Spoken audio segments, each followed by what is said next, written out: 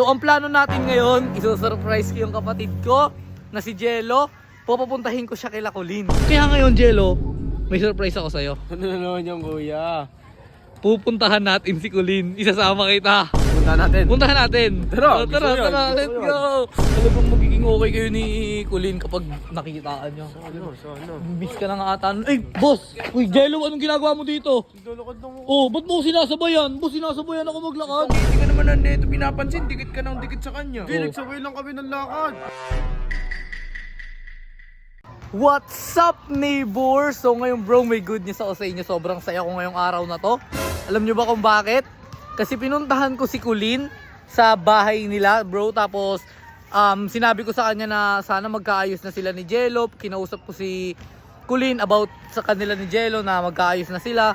Ganto ganyan. At ayun, medyo parang okay si Colleen. Medyo parang feel ko papayag siya. Kasi kung napanood nyo yung video ni Colleen, ayun, panoorin nyo na lang sa video niya na papayag na talaga siya. Feel ko talagang buo yung loob niya na papayag siya. Kasi sincere ako na nagsabi sa kanya eh. So ang plano natin ngayon, isusurprise ko yung kapatid ko na si Jello. Pupuntahin ko siya kay Colleen ngayon, di ba? Sobrang ganda ng plano natin ngayon. Pupuntahan namin si Colleen, isasama ko si Jello at isusurprise ko siya. Ayun, puntahan natin si Jello at ipapaalam na natin sa kanya na pupuntahan natin si Colleen. Let's go! Okay guys, dito na tayo sa may tambayan ni Oleg. Ayun si Oleg oh. Jello is lonely again. Jello, inabalitaan ka ba? Ano? Si Colleen pinuntahan ko. Gulo. Tapos pagpunta ko kay Colleen, sinabi ko magkakaayos na kayo. Ano sabi niyo? Ba't parang hindi ka masaya? Wala, malungkot lang ngayon. Pinuntahan ko si Colleen, tapos sabi ko sa kanya, Colleen, okay lang ba mag-aayos na kayo, Jello? Pumayag siya! Pumayag siya! Hindi ko naniniwala dyan kuya. Legit nga, pumayag siya! Sabi niya, pag-iisipan niya daw kasi daw sincere naman ako, talagang totoo yung mga sinasabi ko sa kanya, tsaka pinagsisihan ko na yung mga nabanggit ko sa kanya, ganto ganyan. So, masaya ako para sa iyo kasi magiging okay na kayo ni Colleen. Ako na yung gumagawa ng paraan. Hindi nga, sabi niya yun. Sabi niya. Kaya ngayon, Jello, may surprise ako sa iyo. Ano na naman yung kuya?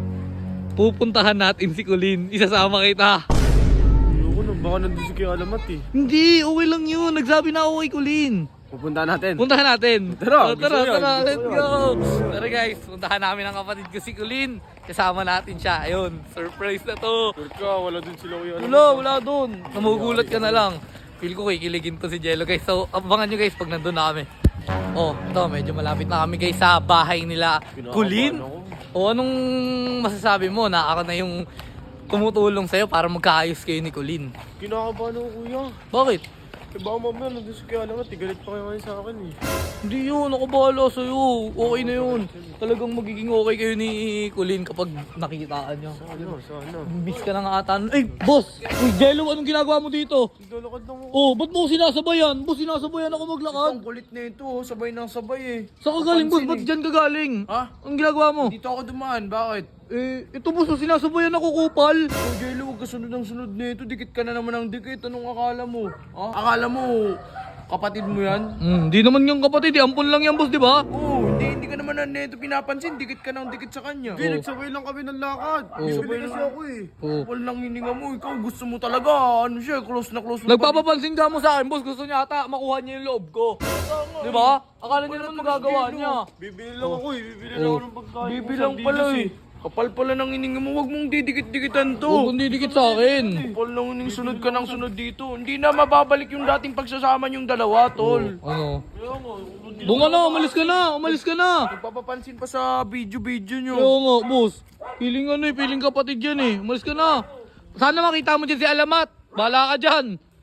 Papansin, boss. Dikit ng dikit sa akin. Pakita ko nga, sunod ang sunod sa'yo. Maglalakad lang ako, tas dikit ng dikit. Loko din. Loko din talaga siya, Alam mo boss. talaga, kaya buti na sit Oo, ako. buti nga nakasalubong ka namin, boss eh. Kasi kung hindi, sabi ko nga, boss, alis na ako, Jello, huwag ka tumikit sa akin. Talagang hinahabol niya ako. Buti, dapat ganun ka. Oo, hinahabol niya ako, boss. Buti, nasit ako, nakita kita agad. Kaya nga, boss, si Kupal din talaga. Walay sa'yo bigla, sa may vlog sa'yo bigla, di ba? Kupal din, no? Oo, kala niya, hindi ko siya maano.